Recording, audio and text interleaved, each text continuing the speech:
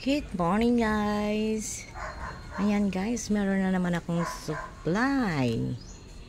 Dineliver ito kahapon ng hapon from Barangay Durian. So fresh from Bukid.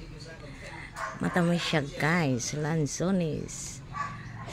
This is one of my favorite fruits here. So ano to, 6 kilos, but meron siyang reject. So mga 1 kilo goro yung reject niya guys. Ayan. So not good. Kasi ano na siya, bugbog. Nabugbog ni Pena. So abundant of fruits here guys. Ayan, meron pa akong ano natirang 6 na marang. And siguro nasa ano na lang to, 4 kilos or more. So ayan, sarap, matamis to guys, matamis.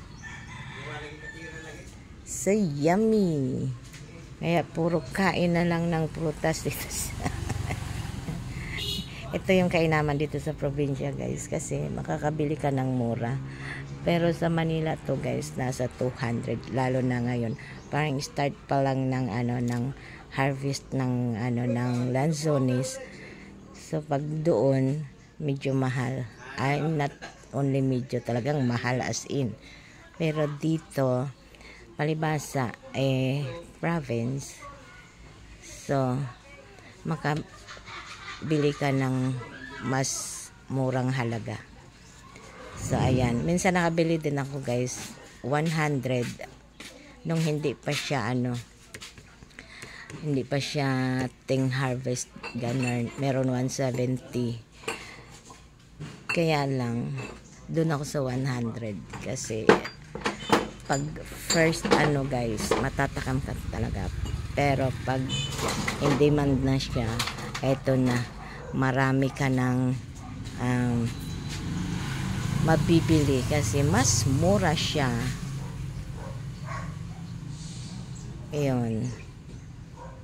So thanks for watching mukbang lanzones and marang. Thank you so much. Bye guys.